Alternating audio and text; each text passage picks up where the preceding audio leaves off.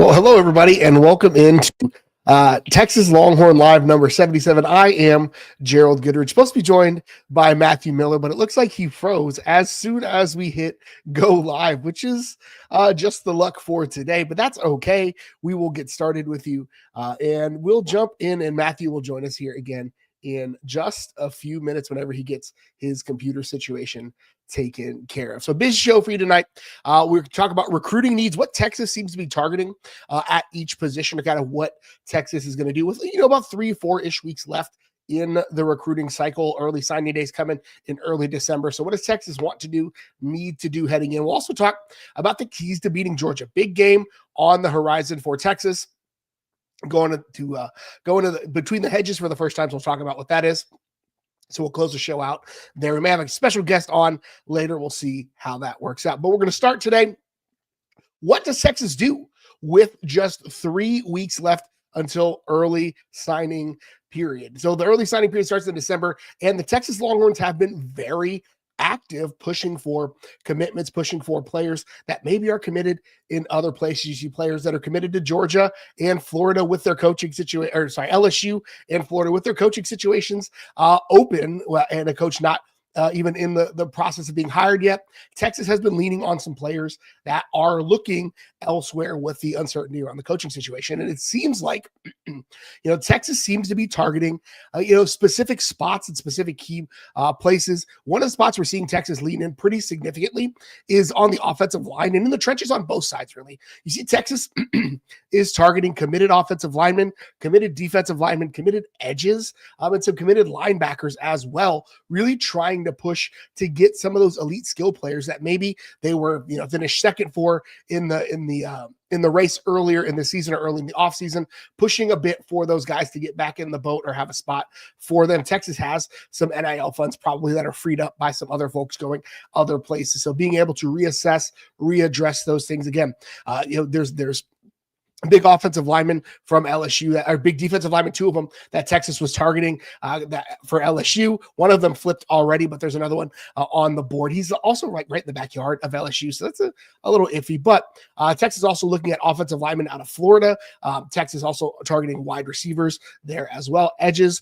This class is still going to be shaping up. But I always think back to Steve Sarkisian's initial recruiting class. When I talk about recruiting, and I think about like where Texas is at right now, I'll always think back to that first recruiting cycle under Steve Sarkisian. In a press conference, somebody asked him, hey, people are concerned about the numbers in the offensive line class. And Steve Sarkisian said, hey, the guys that we're targeting are not deciding yet. And lo and behold, Texas had guys like DJ Campbell in that class. Texas had guys like Kelvin Banks in that class. And so, this is what it's going to be like recruiting in the big boys, in the big leagues, in the SEC, where Texas is at right now. Texas is considered and has always been considered for most of its time. Most of my time watching Texas, been watching Texas for 30 years or 25 years now at this point. But they've always been one of the big dogs in recruiting. And now, with the SEC, with NIL, with those things flattening the playing field, if you're not in for long, protracted, drawn-out recruiting processes, we may not be cut out for modern recruiting and what that looks like currently. Matthew's back with us, and we're going to add him. And well, that was weird. Very weird. You're back though. Yeah. You were talking about modern recruiting. Were you talking about possibly I'm guessing the use of the transfer portal instead of actually going all in on high school?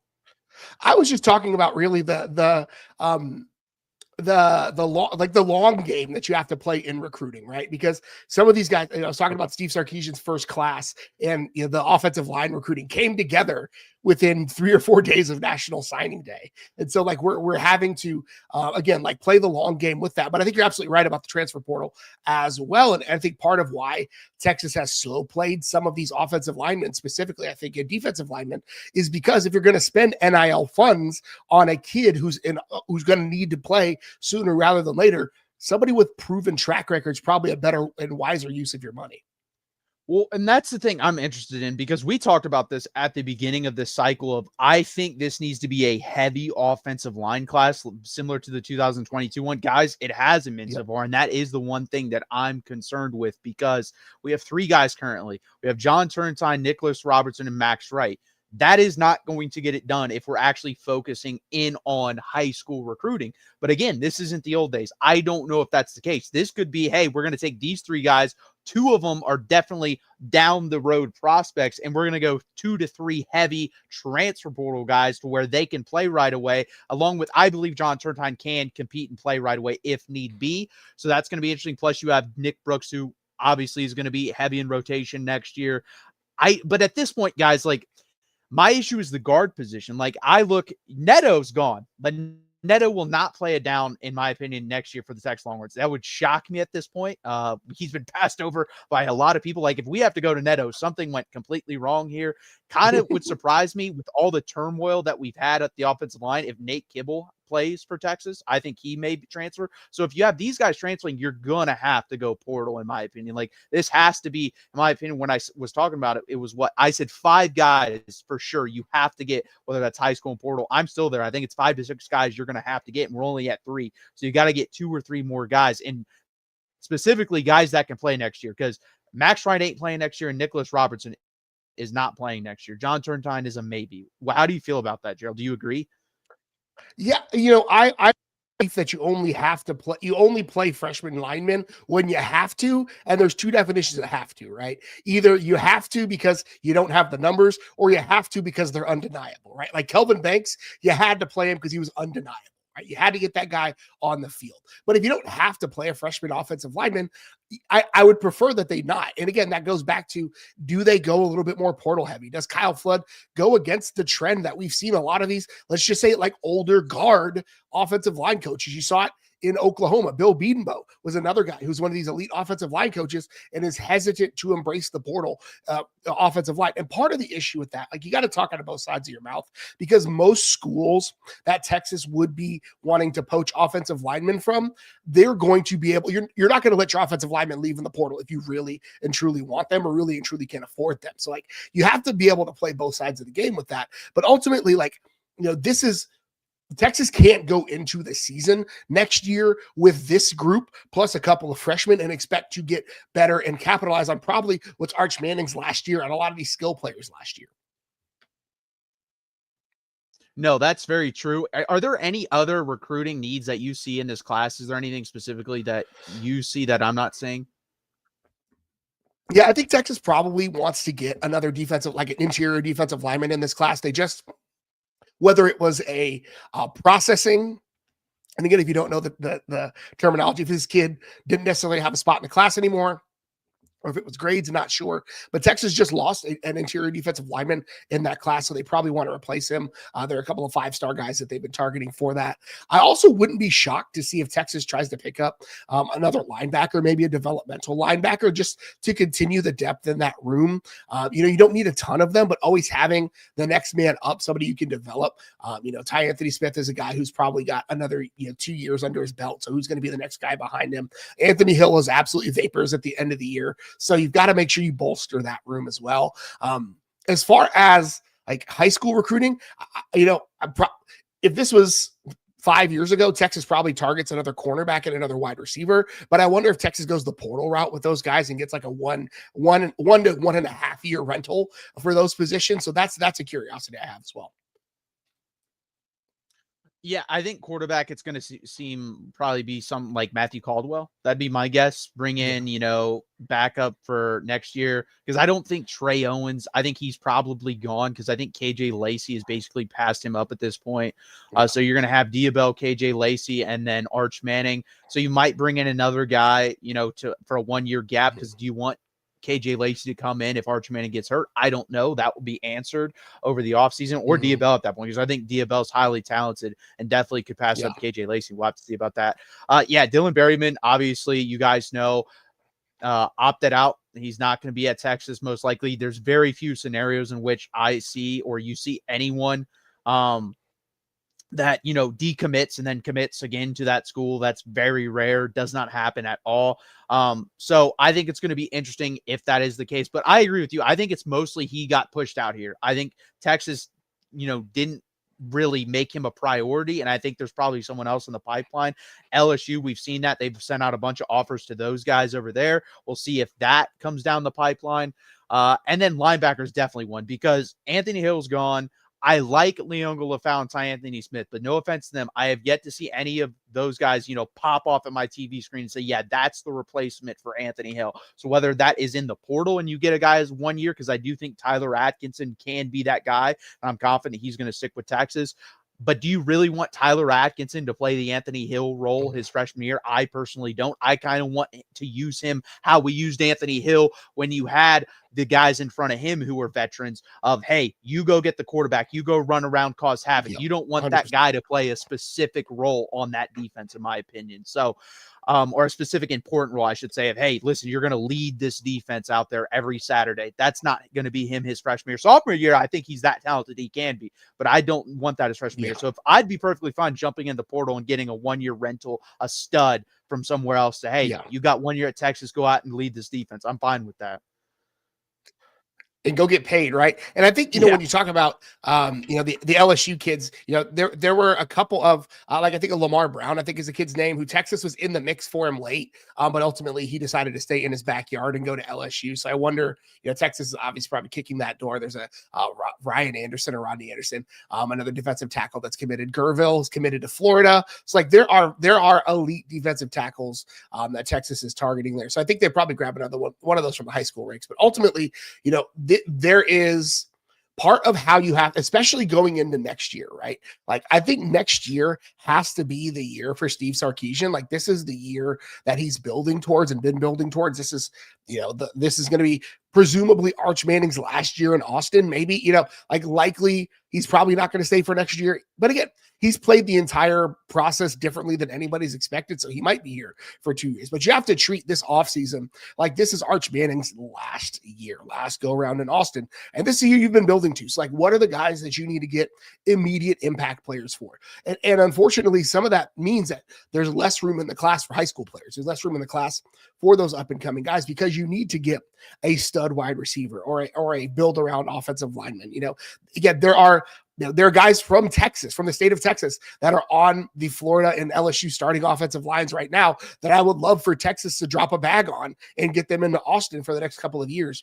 Like, I think that's the route that Texas has to go. I would be surprised if we don't see Texas very competitive in the market in the portal for offensive linemen. Probably a running back as well, probably depending on how that room shakes out, who transfers out, who stays around. I think there's probably a skill player or two as well. So you got to play the game both ways, because, recruiting is not just high school anymore. It's looking at who's available. LSU has a ton of talent on that roster. Florida has a ton of talent on that roster. Those guys, Florida, there are other jobs that are going to come open that have a ton of talent on that roster. So you're going to have to do a little bit of, what do I need short term? What do I need long term? And that's really how you have to budget your money and your time and your focus.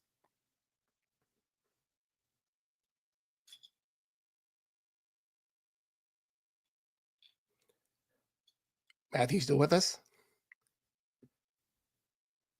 Yeah, I'm still here. Yeah, I think it's going to be interesting, because I agree. I think it's offensive lineman for sure. And then after that, I think it's running back and linebacker, and then secondary as well as with the linebacker, because we've seen with the secondary, like if it's when Jelani McDonald goes out, what they look like, when Malik Muhammad goes out, what they look like, with Manny Muhammad, when it goes out, what they look like, all that. When those guys go out, there's issues with that secondary. And yeah, Michael Taft going out. So like, Taft is gone. Jelani McDonald, I think at this point, is probably gone, but I think there's enough money in Austin where they could probably pull him back. Obviously, Malik Muhammad's gone. So you're going to have to replace at least two of those guys. And you have to go heavy hitters back there, because there's really no one I've seen on the roster that I trust. And again, at Texas, to me, there should be no ifs or ands about it. Like, they should be able to roll out and have really good heavy hitters at every position. If you want to have one or two weak positions as a backup, fine. But at starters, you should run out, first, second, third, fourth NFL draft picks every time in Austin with the NIL that we have. So that's what I expect. I think actually wide receiver, I'm fine if we don't hit the portal that hard. Yeah. I've kind of come around on the wide receivers. We've seen when they get the ball in their hands, they're pretty good playmakers. I've seen enough from Parker Livingston. I've seen enough from Ryan Wingo. I've seen enough from Emmett Mosley.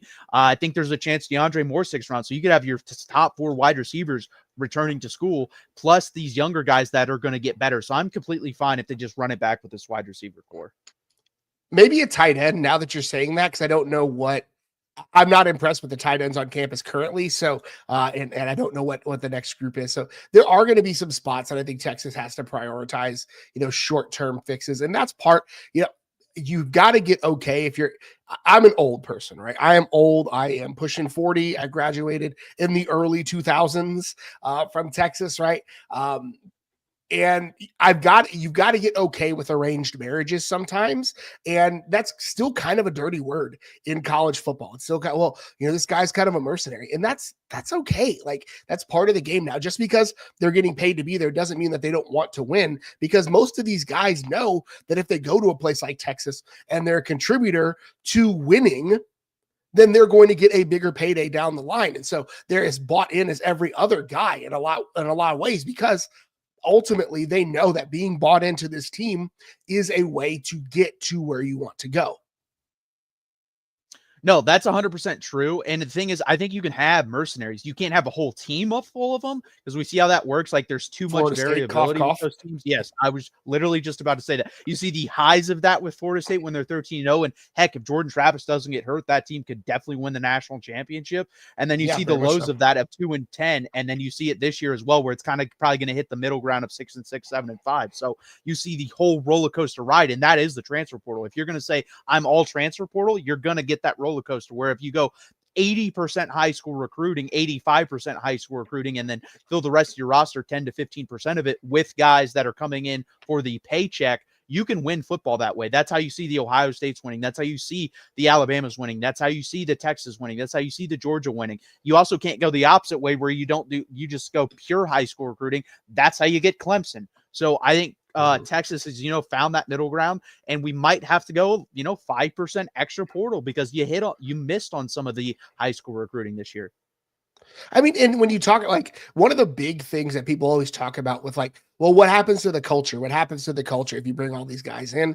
And you have to think, if you said 15% or 10% of a roster being portal guys, that's 9 dudes. If your culture is not strong enough to withstand the impact of 9 dudes, then you have to get something, like, there's something else going on, right? Because in every locker room, this is Texas folklore, but every locker room has a guy like DeMarco Cobbs who's willing to fist fight somebody for the culture. And so if you don't have those guys, then bringing a bunch of portal guys in is not the right move. But I guarantee you, Texas has those kind of guys in the locker room. No, I agree. And I think you've seen that this year with the culture, because this team could have quit, in multiple games this year, and basically ended the season. They didn't. Expected them to. Yeah, and those are culture wins. So I'm not really concerned about the culture at this point.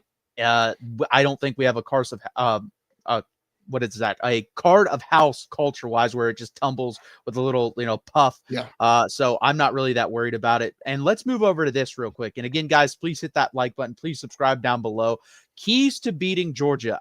Obviously, Georgia kicked our butt the first game in Austin. Second game, I think we should have won the football game. Guess what? They didn't. Winners win, guys. It's going to be hard to knock off a team that's won multiple national championships the past half decade, been to 4 straight SEC championships, and especially at their house. That's going to be hard to do. So, Gerald, what are your big keys to the game of beating Georgia this weekend?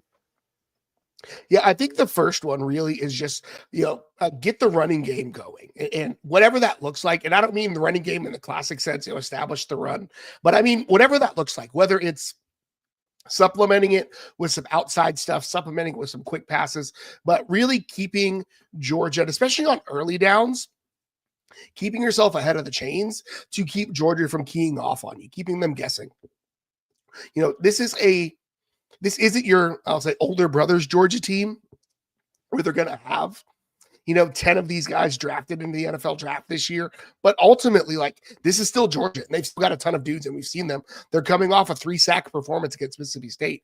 So, like, getting things going at the a point of attack, like controlling the line of scrimmage, really not even having to control it, just don't get abused at the point of attack like they did, in Austin last year. That is the biggest key to me, because that is when Arch gets rattled, when he has guys in his face constantly, that's when things go off the rails. But when Arch is able to get comfortable, when Arch is able to kind of get his feet underneath him, he starts to play and the team responds to that.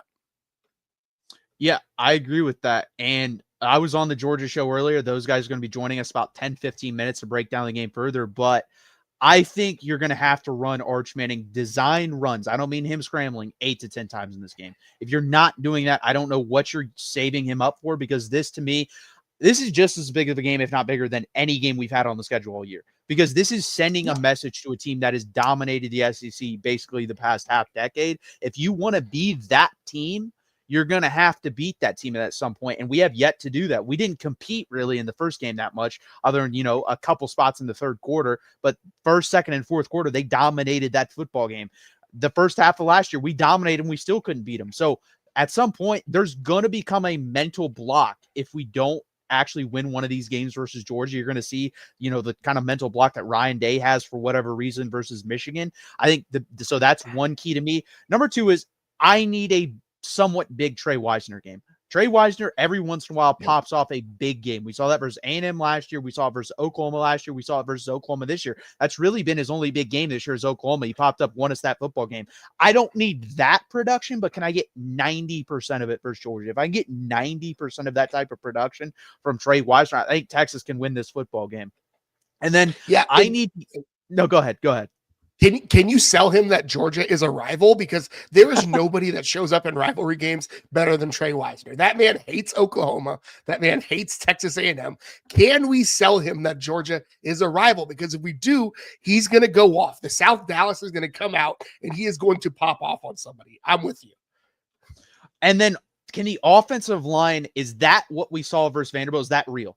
That's going to tell me in this game if it's real, because I'm going to be honest, guys. And I was on their show. Their pass rush hasn't done much all year. They have 11 sacks. So if all of a sudden we go into this game and we give up another 5-6 sack game versus Georgia again, I'm going to be like, well, two things. Our offensive line, that was an abnormality versus Vanderbilt. That's probably not going to be expected the rest of the year.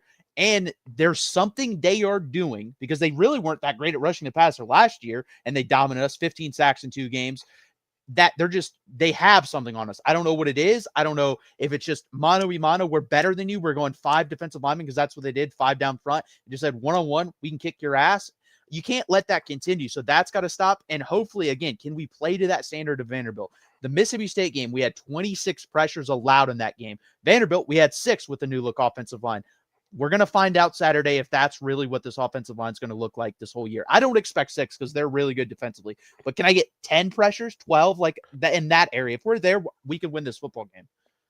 I mean, 26 pressures is 85% of Arch's dropbacks in a game, right?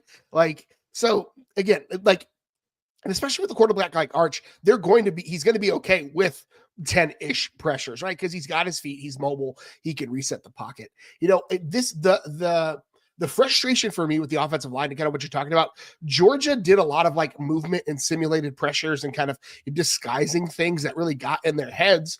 And this, like, Kyle Flood is has been too good of an offensive line coach for those things to still be an issue. So I wonder what they're prepping for this week. Last year, Georgia came to Austin and did some stuff that they didn't really have on film yet. And so I wonder what Kirby is dialing up and dialing in for this. Now, did they have a bye last year before this game? I don't remember. They didn't have a bye heading into this one. No, I don't think they did. I don't think either team had a bye last year. Okay. Well, so Texas has the bye, right? So they've got 2 weeks to really work on what they're expecting to see from Georgia there. I think the other piece for me is limiting, again, this seems like basic football 101, but Georgia, like, limiting turnovers. Georgia is too good to gift them an extra possession. Like, regardless of how, this not being the Georgia of 3 years ago, which seems like a silly thing to say, but like, They are too good, and they've shown that they are able to take an inch. You give them an inch, they're going to take a foot. And so, like, if turnovers, empty possessions, going into the red zone and not punching the ball in, I consider those turnovers as well, right? Where it's not on a turnover on the stat sheet, but going into the red zone and getting stonewalled, or going into the red zone and having to kick a field goal, that's as good as a turnover in a game like this, where every possession is going to matter. And so, you've got to maximize every one of your drives. Every series he's ended a punt on the offensive side of the ball, or in a kick, not a punt. Every series he's ended some sort of kick, right? Extra point, field goal, punt. No turnovers, and if hopefully turning those into extra points. Well, yeah, that's what I was going to say too. Guys, our defense does a good job of getting turnovers. We don't score off those. I don't think I'm pretty sure the last 4 games when we've gotten a turnover, we've yet to score. Well, no, we did. We scored versus Vanderbilt. That was the first time in a month that we scored off a turnover. So do that again. And Sark pointed out this today, but he was wrong. He said 0 turnovers for the Texas offense the past month. That's not true. We did have one versus Mississippi State, but that is it. You've had 1 turnover the past month on the offensive side of the ball. So keep that rolling. That's how you win these type of football games. And we got it. Listen, we've gotten a little bit better. We have. But we got to stop these dumb penalties going from 3rd and 1 to 3rd and 6, 3rd and 6 to 3rd and 11, 2nd and 5 to 2nd and 10. This is way too hard of an environment, one, and this is way too good of a football team to be doing that against. Yeah, and to Sark's credit, the 1 interception should not have been an interception. That should have been a caught ball by Parker Livingston. And I may not ever get over that, because that was one of the best balls Arch has thrown all year. And he's missed on 2 of them. It's basically the same pass. But that's just my own trauma. But yeah, like you said, like the Georgia team, regardless of how up and down they've been or how cardiac they've been this year, gifting them extra possessions, gifting them extra field position, putting yourself behind the chains, you're not good enough to do that and beat anybody, much less Georgia. We saw it against Florida, right? Texas went to the swamp. They gave Florida extra yardage with penalties. They gave Florida extra yardage with bad blocking, kind of getting beat at the point of attack, and Florida is able to key off on it, right? Georgia's better than Florida. We've seen it, right? That is a thing we know objectively at this point. So if you do that against Georgia, things are going to go bad really quickly. 100%. And Timothy jumps in, says Texas will lose. Like, we're going to get into that. We'll predict the game a little bit later. I gave my prediction on the Georgia channel. Hey, Timothy, I might agree with you. We'll have to see. Even if I agree with you, I'm still going to be rooting like hell for Texas. So we know that. And speaking of Georgia, we're going to invite in now Matt Green over from the Georgia channel, guys.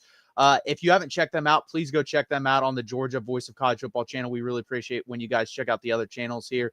Gerald, is there any chance you can add them? Because my screen is messing up right now. We are here. We're locked in. Let's go 3 wide too.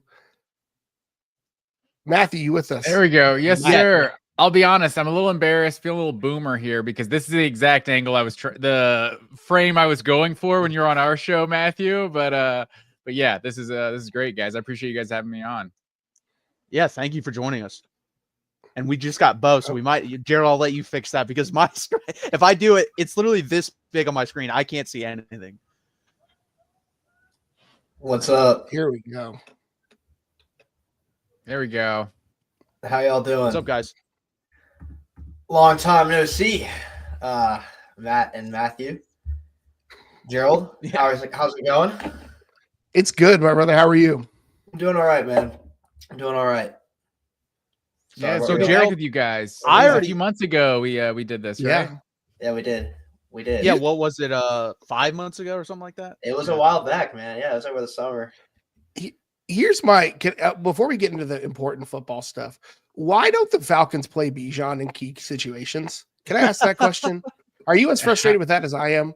No, you're actually talking to two of the only Georgia fans that are not Falcons fans. Oh my gosh. Like, he's a legit Detroit Lions fan, and I always had a soft spot for the Lions. So we're this weird generation of Matthew Stafford that became Detroit Lions fans. I am a big Lions fan. That is true, but no, I mean, I keep up with the Falcons, obviously, because I'm from Atlanta and all my friends are Falcons fans. I agree. I think when you have a talent like that, you really can't get on the ball enough. So I would like to see more Bijan. I know Algier's a good back too, and he compliments him well. But man, Bijan is an unbelievable player. Yeah, Bijan has to get the ball 25 times a game. Like, no exception. So wait, you guys are Lions fans. Why don't you just become Rams fans when he left? No, see, that's why Bo is a legit. Okay. Bo's a legit Lions fan. He's in through and through. I'm like still have a soft spot for him because I kind of rooted for him all these years. But no, as soon as Stafford went to the Rams, I was like, I guess I'm rooting for the Rams to win the Super Bowl. That kind of makes me a Rams fan, right? But yeah, 2021 was that trifecta we had. Georgia, the Braves, and Stafford getting his ring. It was a big sports year in my household. It was pretty sweet. Yeah, I don't know. I've been a Lions fan for so long. At that point, I had Stockholm syndrome, but it eventually got better.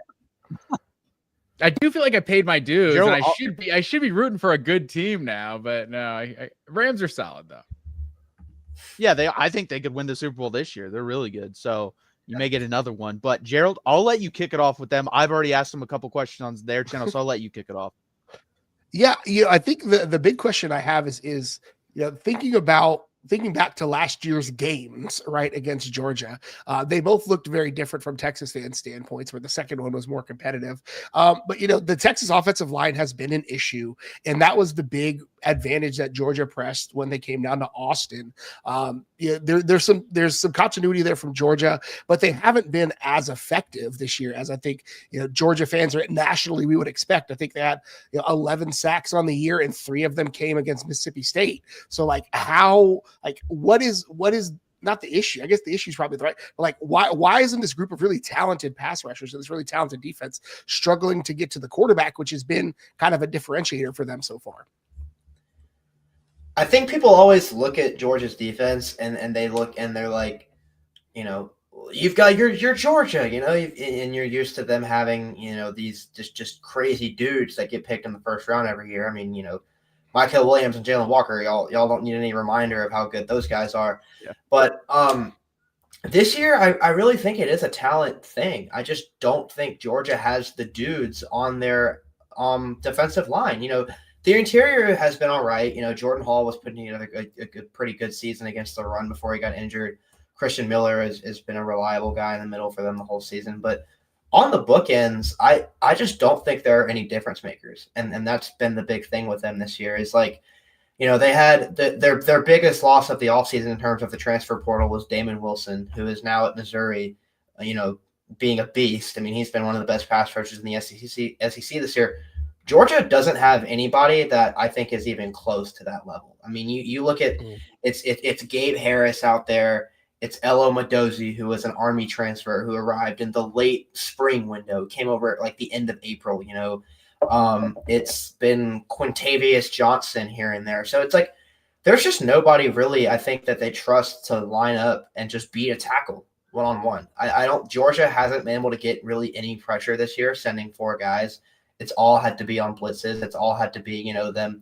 They've got these middle linebackers that can be just torpedoes up the middle, and they've been effective doing that. But that's really been it. Their only source of pass rush has really been, largely speaking, has been blitzing, has been sending the linebackers up the gap. And I think that just speaks to the relative lack of talent Georgia has on the edge this year. All their guys are either too young or just really not great pass rushers. Yeah, and that might bring up like a separate question, like why? Because we all know what the recruiting rankings say, how good all these Georgia players are. So it's like, why do you have all these 5 stars and you don't really have any difference makers up front? Like, I feel like maybe a question can be had. They're also very young, and I mean, at this point, I'm not going to question Trey Scott. Like, Georgia's defensive line through the years has kind of proven how good he can be. Maybe got lucky and got a Jordan Davis and a Jalen Carter, but ultimately. Georgia's always got a really good defensive line. So yeah, I'm kind of like Bo, like I feel like the conversation around this Georgia team this year has been kind of just looking at them through a lens of, are they the number 1 team in the country? And it's like, if you're looking at them through a lens of being the number 1 team in the country, then they've been disappointing basically every week. So it's like, at this point, I'm just starting to kind of enjoy the ride. And it's like, I don't know, this team, they don't have a pass rush. Maybe we can win without one this year. I've kind of accepted for whatever reason. And Jordan Hall was a guy, you know, former 5-star who's had his injuries, and he's going to be out probably for the season. I think after getting injured in the Florida game, he was kind of coming on in the interior. Christian Miller is still a good interior pass rusher, but Quintavious Johnson probably had his best game of the season, I would say, against Mississippi State. So he is a first-year starter as well. But yeah, I mean, whether it's Joseph Jonah Janye, I've named Jordan Hall. There seem to be a lot of 5-stars, and you look back at the recruiting rankings. Also, Bo called out Damon Wilson is another one of those 5-stars. Used to be able to just stack these 3 or 4 classes on top of each other, and whoever was starting was going to be elite. It's a little different now, but yeah, it's definitely the weak spot of Georgia's defense. Like, I think the secondary gets a lot of the blame because they're the ones that you see completed the passes on, but I think this pass rush is mostly to blame for Georgia giving up some big plays this year. I mean, when your quarterback has 9 seconds to pass the ball, it's something's bound to break free. Yeah, absolutely. Do you guys expect your linebackers to be blitzed more in this game than normally, or do you think you're just gonna, try to ride out with, like, what you did last year? To me, was you just trusted your front 5 a lot of the time to win versus Texas front 5, and then you would, Dalen Everett came on the nickel blitz, and we saw a couple of nickel blitzes. Do you guys expect more linebacker blitzes from you guys this week, or no? I expect there to be a lot of like sim pressures and stuff like that where, it might still be 4 guys blitzing, but you just don't know where they're coming from because as Manning has been playing a lot better these last few games, but he's been up and down this year. It's, it's safe to say that. And I think a big reason why has just been he's a first-year starter who kind of struggles to identify things post-snap. So the way that you can kind of get to a quarterback like that, especially if you don't really trust them to just win one-on-one the normal way, I think is to just send some sim pressures, where you drop the end here and bring the nickel or what have you. So, yeah, I expect them to do some pretty exotic stuff, partly because of the matchup and because Arch has kind of struggled against that, but also because I think that they've kind of – we're in, middle of November at this point. I think they've kind of all figured out, like, we have to get creative and get weird with it to get pressure because – we can't just line up with 4 and just run through your face the way that they've been able to these last few years. So, yeah, I think there's going to be some stunts and some weird stuff that they throw out there on Saturday night. Yeah, you stole my thoughts, Bo, there at the end. I think there's no option. Like, that's if they're going to get pressure, it's because they're doing creative things because this front 4 can't really get it done. Yeah, and you mentioned the secondary kind of being maligned because of the lack of pressure. Like how, again, Georgia has talent back there, but there hasn't. What do you look at in this matchup where Texas brings a lot of speed, a more vertical threat? I think that Texas has had in the past versus this Georgia secondary. What are the things that have your eye on, or who are the players that Texas fans should be aware of in that secondary in the matchups we should be watching? I think Jonell Aguero is going to be big in this game. He's Georgia's star in that nickel spot, and because it seems like I don't know what the numbers are. You guys might have it, but what percentage of Ryan Wingo's receiving yards this year are after the catch? Like all of them? Like it seems like every big play. First play gets 95%. Yeah, it's just and this guy, he's just so dangerous. And Georgia traditionally is just. That's the kind of stuff that doesn't work against Georgia. They're just such a good tackling team. But this year you've seen the secondary give up some of those big plays, and you've seen the tackling is not just as crisp as it's been in the past. So that's like one of the number 1 matchups I'm going to look for because Jonell Aguero is that guy that's supposed to be, the physical defensive back at the line of scrimmage. Not exactly playing it as well as like a Javon Bullard or Tyke Smith did, but that's the role he's supposed to play. And if you don't get Ryan Wingo in the backfield or at the line of scrimmage, he's bound to go 50 yards on you. Yeah, Aguero's a good call there. He's been about as hot and cold as any Georgia secondary player I've ever seen in terms of a guy having all the tools. I mean, dude, he's huge, he's fast, he hits hard, but there's just so many times where he just has these lapses in coverage and he's a step behind the guy or he'll just overrun a run play. And so he's just kind of been, I want to say just a frustrating player for this team, if you ask me, but he's got all the talent in the world. And yeah, this is definitely a matchup where they're going to need him to do some damage and mop up some of the stuff that Ryan Wingo does after the catch. The other guy in the secondary, I guess I'll spare y'all Dalen Everett because I feel like Texas fans are very familiar with him already. So A little I'll bit. go with the other outside corner that Georgia has. That's Ellis Robinson, the fourth. One of the highest rated cornerback prospects ever.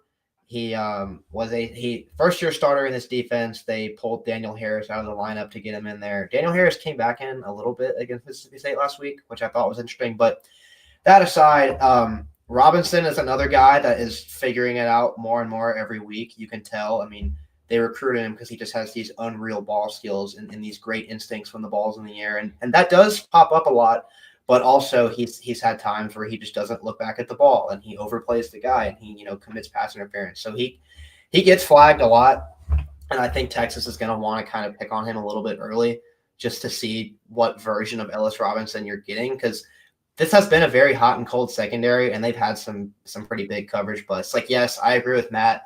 A lot of it, I'd say most of it is the pass rush. But the Tennessee game, you want to go back a couple months ago, they just weren't playing the ball in the air. Like, they just weren't doing that at all. I mean, every single time that they threw it over the top, Georgia just was lost out there. So I think Texas might be wise to test the waters of that secondary early because they have been playing better lately, but they also haven't really played, an air attack really on the level of Texas since the Ole Miss game. So I think this will be an interesting test for Georgia's secondary. I, for one, kind of err on the side of like this group is playing better and they turn the corner, but man, I might be right back out on them again come Sunday morning if Arch can get some stuff going through the air, which I absolutely think he can. Yeah, and we've talked about the defensive backs a lot this season, and especially going through the offseason because it was one of the bigger question marks. And I think there's a reason Kirby Smart went out and got 3 different safeties out of the portal, and the fact that none of them were good enough to start, I think was kind of a sign of what's to come. And then Kyron Jones is also the guy that kind of won that spot. And he got hurt against Auburn and also didn't get credit for a 99-yard fumble recovery for a touchdown, but that's another story against Auburn. But he got hurt in that game and he's out for basically the season, right? Or maybe it's just a few weeks. They said out indefinitely, which never.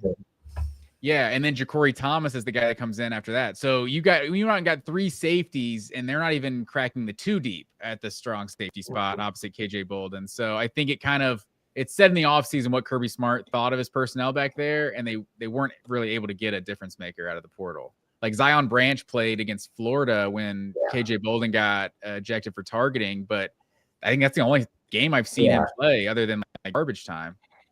Yeah, and he held up all right in that game, but you can tell they were really missing Bolden in the back end there. I wanted to jump over to the other side of the ball because I saw Zachariah Branch has been pretty good. I don't know if he's lived up to your guys' standards, so I guess that's part of the question as well. But who is the other guy on the offensive side of the ball that you look at or Texas fans should be aware of receiving-wise? Oh, receiving-wise. I would say I'd start with Noah Thomas just because that's going to be the guy that ever since Colby Young went down, I mean, if there's anyone that's going to no one's going to one-for-one fill the role that Colby Young had. Colby Young was just an excellent player in this offense for what he did in the run game as a blocker, for what he did just one-on-one winning vertical routes on the outside. I mean, Georgia doesn't really have a player like that they can just kind of insert and be like, all right, this is the new Colby Young. Because if they did, Colby Young wouldn't have, he would have just been starting. But Noah Thomas is kind of going to have to be that guy for them. Similar build, similar type of player where it's, a big, tall X receiver who kind of specializes in the red zone, specializes in these contested catch situations. He had a really sick catch and run touchdown against Mississippi State last week.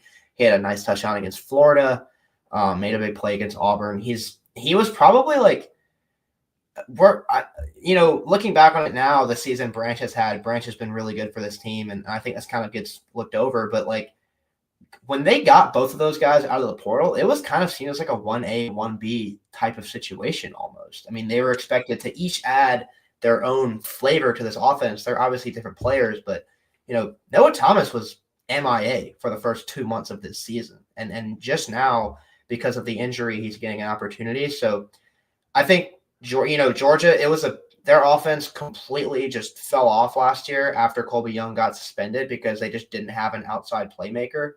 if they don't want to suffer that same fate this year, Noah Thomas is going to have to step into that role. And I would say he's done an admirable job filling in so far, but he's going to have to keep playing even better. And I don't know if Bo totally answered your question originally, but Zachariah Branch, as far as being as good as advertised, he is so much better than I think I even dreamed he was going to be in this Georgia offense. Like, Zachariah Branch is, I don't know if we have time for me to talk about Zachariah Branch.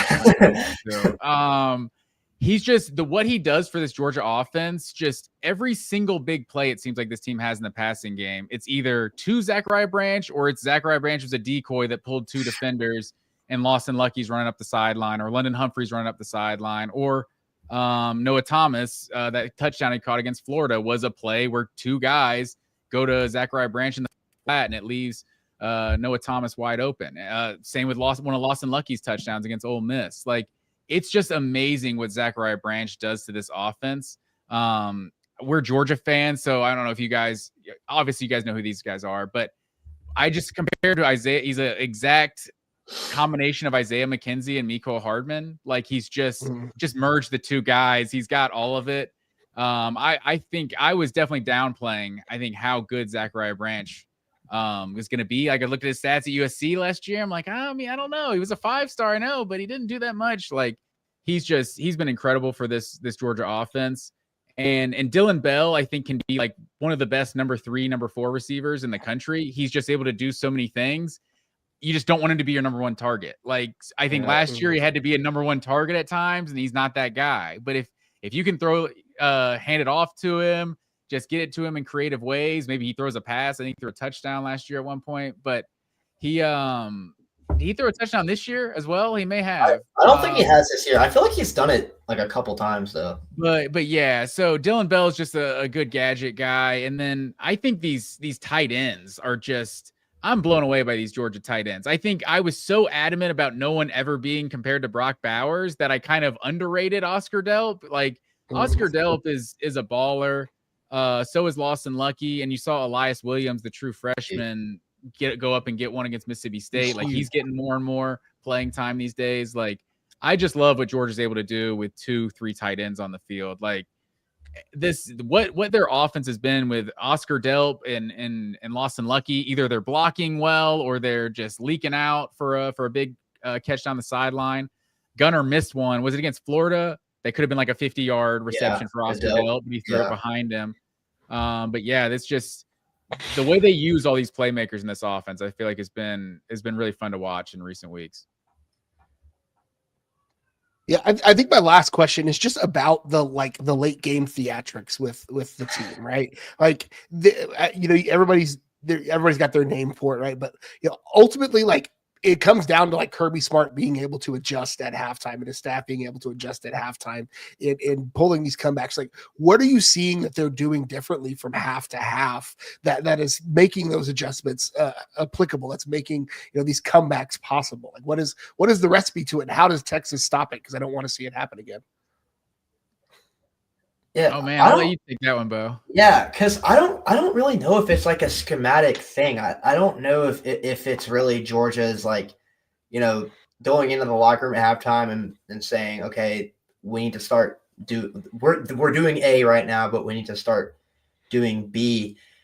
I don't know why Georgia has these slow starts in games. I mean, it's been a problem that's plagued them since last year, and they've obviously had a few better starts since then. They had a great drive to start the Florida game, and they were pretty much on for 60 minutes against Mississippi State. But for whatever reason, I mean, Georgia just comes out there and they take a punch in the first quarter and the first half. And I really think what it is in the second half of these games, I think it's just a coaching thing and a culture thing. I know it's a lame answer and it's a lame, like, rah, fire up football answer, but I think this group is I think Kirby just recruits kids with a certain mental makeup that when they get in the fourth quarter and it's a close game, everybody on that sideline really does believe they're going to win. And I know some people just might not want to hear that. Some people might dismiss that as like, Rudy talk or whatever. But I really do think that that's what it is. I think it's just the makeup and the culture of this team, what they've seen themselves do. You know, last year they walked through fire in the SEC, and the whole year everyone was like, the team sucks, and then they end up winning the SEC championship. I just think that it's just a team full of sickos, man, and it's a double-edged sword for sure, because I don't want to give Georgia too much credit for this second half, fourth quarter magic, because you can also say on the other side, it's like, well, how do they get behind every time? And the answer to that is I don't really have a good answer for it. It's just it's a multitude of things. It's bad pass rush. It's them, you know, struggling to connect on deep shots early. It's a bunch of things. But man, if there was ever a team that just got their ish together in the fourth quarter, Georgia's it, man. I mean, they just do it. Yeah, it really is. I wish I could explain it. I think I'd get paid a lot more money if I could. But it's like I've kind of pushed back at some of the slow start narratives, because I'm like, it's not like we're talking about like Reggie Bush, Matt Leinart, USC or something. They can just flip the switch and now they're great. It's like, and they would kind of play with their food sometimes. It's like, I'm not sure how much better Georgia is there than their opponent each week. It seems like they're just like in an evenly matched game. It's like they don't necessarily start slow. They're not great. Like, they're good. They're just not like this great juggernaut of a team. It's not like they just flip on the switch in the second half and they start dominating people. It's like, no, they just start kind of doing enough to win the game. Like, it's like it's a confusing team to watch. Like, and I know, and I feel like so many, this is something me and Bo haven't hardly even talked about. Like, I'm so fortunate for how much the Gunnar Stockton, Carson Beck thing has not been a conversation this year, because Gunnar Stockton just like fits this team just so well. You talk about like the mentality and everything. They did also do this all year last year with Carson Beck and have all these games where they were brutal. Georgia sucks. Yeah, like, we don't know how good they are. Then they're all of a sudden they win the SEC. So clearly Carson Beck played a role in that as well. But yeah, it's something, I think Gunnar's skill set just fits this team. For one, they can run the ball so much better than they could a year ago. And they've been able to take a hold of some of the second halves, just being able to run the ball. They definitely did that against Florida in the fourth quarter, did that against Tennessee in the second half. So you just obviously had a huge game against Mississippi State. Ole Miss, I think, is a game that gets overlooked too, because it's like Ole Miss, their offense was just dominating Georgia's defense, but Georgia's offense scored on every single possession in that game. Some of them were touchdowns, some were field goals. So it wasn't 5 straight touchdowns like Ole Miss's was, but it was just like, nope, every time they get the ball, they just keep scoring. So I think it's hard to explain what it is. I would, for one, I would like to not do it. I would like to have some easier second halves. The Mississippi State game was nice. That gave us a little bit of a break. But yeah, I expect Texas to be more of the same. I joked with Matthew when he was on our show earlier. I feel very confident. I'd probably put some money on it if there's a prop out there that Texas is going to have a double-digit play drive for 75 yards and a touchdown to open the game, because that seems to be what every single team does when they play against Georgia. I would kill for that, because Texas sucks at opening games in a lot of ways. Yeah, it hasn't happened very often. I mean, Vanderbilt was an anomaly when it comes to that. We don't really do that very often. But, you know, we got the predictions for them on their channel and myself. Gerald, I'll let you start out. Do you think Texas wins this game? This is why I don't bet, because I'm waffling even now at the moment. I just from what we've seen from Texas, from what we've seen from Georgia, it's hard for me to pick against Georgia at this point. And you're not going to go broke picking Kirby Smart teams, right? If you're a bettor, that's probably a pretty solid betting strategy. So my head tells me probably Georgia 27, Texas 21, I think is probably where I've got. I think my heart tells me Texas 55-0. But I think my head is probably Georgia 27-21. I'll let you guys get your picks as well on this channel. Let them know. Okay. Yeah. We already said this on the Georgia stream, but yeah, I've got Georgia 20-16. I think this is going to be kind of a low scoring game. I think both of these teams are going to struggle to run the ball, but I just expect the difference to be Georgia playing at home, and they're just, cavalcade of running backs and their offensive line finally being healthy. I think they're going to make just enough plays to pull ahead in this one. And yeah, I think it's going to be a really good game. Yeah, something me and Bo talked about after Matthew left the show was just this dynamic of Texas needs this game more than Georgia does, and this is now the third time in Sanford Stadium that there's been that dynamic. Alabama needed that game more than Georgia did early, and they won it. Georgia needed the game more than Ole Miss did, and they won it. So I'm hoping Georgia can buck the trend here because Georgia can afford, I think, another loss and still get to the college football playoff. But I'm kind of with you, Gerald. I guess I took the half point in Georgia's favor. So I said 27-20 is my score. If Texas wasn't such a good run defense, I think I would feel a lot more confident about this game. But if you saw, Auburn was a team that really took Georgia's run away, and how close that game was. So if Texas can, I trust Gunnar Stockton at home to make the plays, even if Georgia can't run the ball. But I think Texas's run defense is what kind of keeps this game close for 4 quarters. Yeah, I went 24-20 Georgia. So we all have Georgia here, which, hey, maybe that's a good thing. It's kind of the opposite of last year, I feel like, where everyone I've seen is picking Georgia, whereas last year when we played the first time, everyone was picking Texas. So hopefully we can get the same result for us Texas fans that they got last year. But you're right. Like, that is a thing I don't think people consider is, like, the desperation, like, teams play with when they're back in the corner. And you're right. Like, I think Texas can make the playoff at 9-3. It's going to be difficult.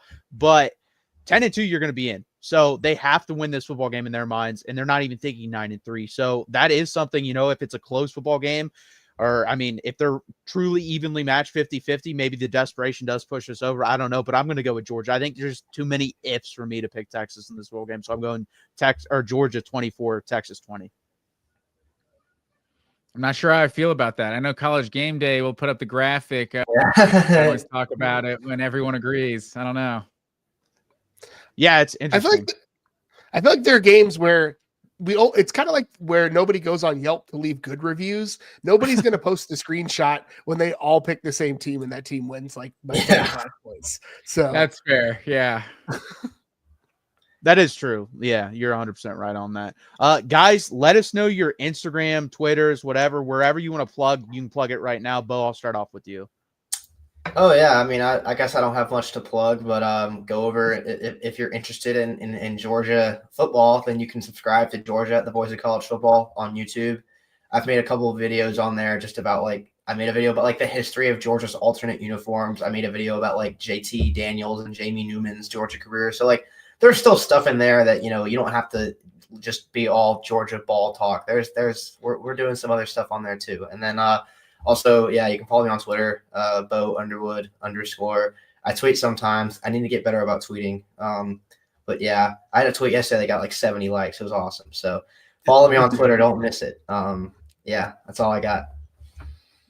Great call, Georgia Greg, Jamie Newman. But yeah, same like Bo said. We're also check me out on Twitter, Matt_W_Green, and then me and Bo every Monday at 7:00 Eastern time. We do live and also a post game on Saturdays. So if it's a late game, I don't know, like this one, maybe Sunday morning, but we'll see. But we'll definitely be talking instant reaction. And also, Gerald and I usually close out the show. We pick 3 games against the spread. Do you guys want to do that real quick? Sure. Yeah, let's do it. Okay, so Gerald, I didn't tally up our totals from last week, so I have to do that. But, I'm pretty sure I won the Penn State-Indiana one. I know that because Penn State did cover that football game. That's the only one I remember us picking. So let's start out with this one. College Game Day will be there. I know a lot of people are excited for this football game. Notre Dame is favored by 11.5 points going to Pittsburgh. Gerald, I'll start out with you. Does Pittsburgh cover that spread? Pittsburgh's coach just said today that they don't need to win this game. And so I'm going with Notre Dame. When your coach comes out and says we don't need to win this game, it doesn't matter to me, I'm going to pick the other team. Matt? I feel like he had to be trolling there. I wonder if that was some smoke screen. Narduzzi is a loose cannon. Yeah, he is. Game Day has got to know something that we don't by going there. So I'm taking Pitt with the points. Taking them to win or just cover? Just to cover. Yeah, that's a big spread, but I feel like I don't know. I feel like Notre Dame has these games where they just drop like 45 and they're over by like halftime sometimes. I think the Heinz Field, or it's not Heinz Field anymore, is it? It's always gonna be Heinz Field to me. They renamed it, unfortunately. Yeah, but I don't know. I don't know if that has the atmosphere to intimidate the Irish. Give me Notre Dame. So I saw a stat today, and that's why I'm picking Pittsburgh. Notre Dame has played the worst team in the Big Ten, the worst team in the ACC, and the worst team in the SEC. I think they're a very fraudulent football team. I don't think they're that good. I'm going to take Pittsburgh here in the points. Oh. Next up, I'm trying to, man, this week's kind of weak with the schedule, but yeah, this game, Oklahoma versus Alabama. Oklahoma's getting 6 points on the road. So we're talking neutral field. Alabama's only favored by 3 here. That's kind of a surprising line to me. Gerald, I'll start out with you again. Who are you going to take in this game? Are you taking the Sooners +6? You put me in these corners, right? I feel like I have to equivocate on these things because I've had to pick A&M and Oklahoma in consecutive weeks, and I honestly feel like I'm picking Al-Qaeda at some point when I do that. So like I'm gonna go Alabama here. I'm still John Mateer is the Blake Bell of Kyler Murray's. I do not believe in him at all. Blake Bell of Kyler Murray's. It makes perfect sense when you watch his game. Watch his game with that thought in your head. I'm a John Mateer truther. I have been since the summer. I think Alabama's going to win this. They've got the better quarterback. I think they've got the better running game. I think they're going to win this game outright. Yeah, I'll go with Alabama to cover as well. I think they're going to get up for that game pretty good after the sour taste of how last year went for them. I also just don't really know how much I believe in Mateer at this point. He's just not really looked like the same guy since he came back from that injury. He played a really bad game against Texas. Yeah, I'll go with Bama. I think they cover, but maybe not by much. I'll go with them by 7, so barely covering. I feel like I just kind of think Alabama's going to cruise every week, whether it's versus Missouri, whether it's versus South Carolina, whether it's who are they playing, LSU, and none of the games have really been easy. So I think I'm going to take Oklahoma with the points, and I think this is another close 4-quarter game, and Alabama pulls it out. I'm taking Alabama. I just think they're a much better football team, especially at home, especially with what happened last year. The embarrassment that Kalen DeBoer had that might have been his most embarrassing game as a Division I head football coach. So I think they're going to kill Oklahoma. I don't think this game is going to be close, in my opinion. I would take an alternate line of like plus or -14, -15 in this game. I think Alabama rolls in this football game. Next Oklahoma bias on this show. Hey, I picked them the last couple weeks, and I said they're going to make the playoff, but they're not winning this football game. Iowa versus USC. This is really the only other good game. Iowa is getting 6.5 points here versus USC. Really good football game between Iowa and Oregon this weekend. I watched it. I was rooting for Iowa. Unfortunately, Oregon did win. Gerald, I'll let you start out again. Iowa +6.5. Or are you taking USC -6.5? I'm going to take Iowa. I think this feels like one of those typical games where a Lincoln Riley team gets like dragged down into the mud and just wrestled to death like that. It feels like a boa constrictor game that we've seen this happen to Lincoln Riley teams before, where they're not built for this like down in the mud, dirty rock fight situation. So I think Iowa's probably got that in the bag. Yeah, if this game was at Iowa, I'd be feeling even better about it, but yeah, I'm kind of with you. I feel like Iowa just kind of feels like the antithesis to everything that Lincoln Riley and his teams represent. So, whenever if Iowa can force SC to like play their game and turn it into something like that, I think they'll win pretty easily. I don't know too much about USC this year, just being completely honest. Like I haven't really watched them play much, but I did watch a good bit of that Iowa-Oregon game. I was also rooting for Iowa. I'll go with the Hawkeyes as well. See, I think you had it right in the first half there, Bo. I think if it was at Iowa, then I'm picking the Hawkeyes. But nah, give me USC. They're gonna get it done. I won't get up like that 2 weeks in a row. Yeah, that's kind of how I feel. If it was at Iowa, I think I would take them. But flying out to the West Coast after the game you just had versus Oregon, I'm going to take USC -6.5 here. It wouldn't shock me if Iowa won the football game, but it's just that dynamic of flying out to the West Coast in this type of football game. I think USC wins. And also, USC, they win out. They're going to be in the college football playoff. 10-2 USC is getting in. So I'm going to take USC to cover this game. Well, we really appreciate you guys joining us. Again, follow them where they said. There's Bo's right there. Matt's on the screen as well. Go over to the Georgia Voice of College Football channel. Subscribe to them. Guys, thank you for showing up for tonight. Thank y'all for having us, man. Yes, sir. Appreciate it, man. May the best team win. Yeah, hopefully it's us. See you guys. See ya.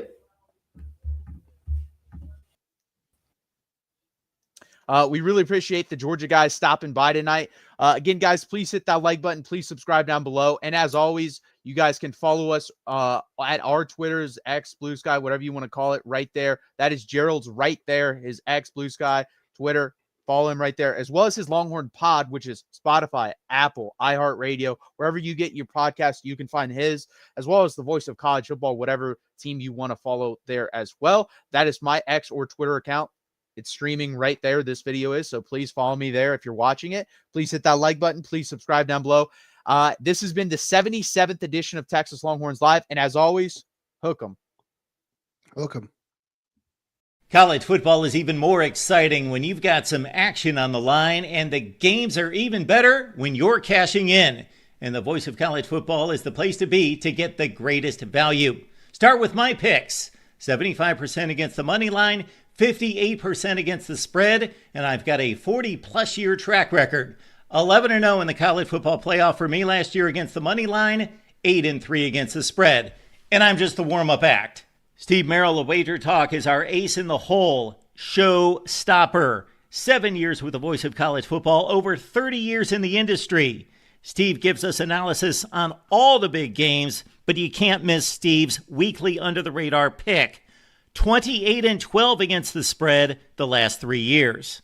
You also get picks from some of our top analysts here at the Voice of College Football, including Corey Bratta, Matt Zemek, and Steve Dace. Check out those numbers. Become a YouTube or Patreon member for just $99 per month. Go to the main channel on YouTube, click join, and then select the betting tier. Do the same thing on Patreon. Make 2025 a winner now.